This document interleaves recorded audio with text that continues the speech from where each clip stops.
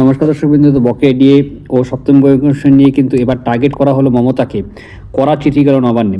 তো বিশাল বড় খবর কিন্তু চলে এসেছে। তো আপনাদের ডিএ নিয়ে আশা কিন্তু বহুদিন ধরে রাজ্য সরকারি কর্মচারীদের মনে ছিল, কিন্তু এদিকে 2025 প্রায় শেষ হতে চললো। সপ্তম পে কমিশন নিয়ে কিন্তু এখনও উচ্চবাচ্য কিছুই করেনি সরকার, ফলে ক্ষোভ বাড়ছে সরকারি কর্মচারীদের।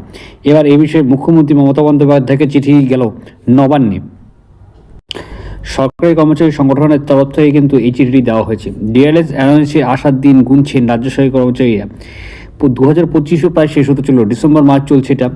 না সপ্তম পে কমিশন জারি করলো, না কোনো ডিএ জারি করলো। তো সুপ্রিম কোর্টে কিন্তু সেখান থেকে কিন্তু বড়সড় খবর কিন্তু বর্তমানে পাওয়া যাচ্ছে। রাজ্য সরকারি কর্মচারী এই বিষয়টি স্পষ্ট হয়ে বুঝিয়ে গেছেন যে হাতের উপরে হাত গুটিয়ে বসে থাকলে রাজ্য সরকারের ভরসা করলে কিন্তু হবে না।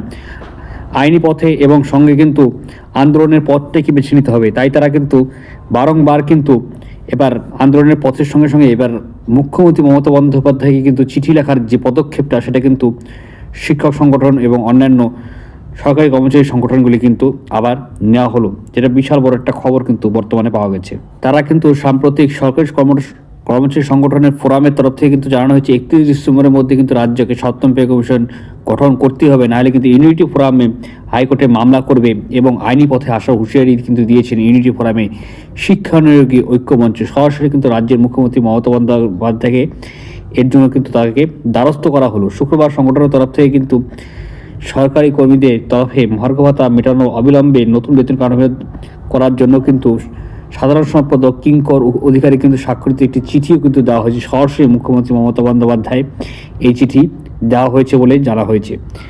তো শিক্ষা অনুরাগী মঞ্চের ঐক্যমঞ্চের আশা যে দৃষ্টিভঙ্গি বিচার করে মমতা বন্দ্যোপাধ্যায় কিন্তু 2026 সালে জানুয়ারি মাসের মধ্যে all India consumer price index অর্থাৎ AICPI অনুযায়ী কিন্তু বকেয়া ডিএ বা মহার্ঘ ভাতা কিন্তু মিটিয়ে দেওয়ার দাবি কিন্তু জানানো হয়েছে। এটা কিন্তু বড় খবর। চিঠিতে আরও উল্লেখ করা হয়েছে যে অতীতে কেন্দ্রের সঙ্গে বেতন কমিশনের পরেই কিন্তু রাজ্যের এই ডিএ বেতন কমিশন গঠন করা হতো। সেই কথায় মেলে কিন্তু দ্রুত রাজ্য শিক্ষক ও কর্মচারীর জন্য সপ্তম বেতন কমিশন গঠন করার অনুরোধ করা হয়েছে মুখ্যমন্ত্রীকে। উল্লেখ্য যে সব ঠিকঠাক থাকলে 2026 কেন্দ্রীয় সরকারি কর্মীদের জন্য আসছে অষ্টম বেতন কমিশন। আর বর্তমানে সেখানে দাঁড়িয়ে কিন্তু পশ্চিমবঙ্গ সরকারি কর্মচারী কর্মীরা কিন্তু ষষ্ঠ বেতন কমিশনের অধীনে কিন্তু তারা ডিএ পাচ্ছে। এই পরিস্থিতিতে চিঠির পরিপ্রেক্ষিতে সরকার কোনো পদক্ষেপ নেয় কি না, সেটা কিন্তু এখন দেখার বিষয়। তো আশা করি আজকে ভিডিও ভালো লাগছে, লাইক করে শেয়ার করবে, চ্যানেল সাবস্ক্রাইব করে পাশে অবশ্যই প্রেস করবে। তো জয় হিন্দ, বন্দে মাতরম। ধন্যবাদ আমার ভিডিও দেখার জন্য।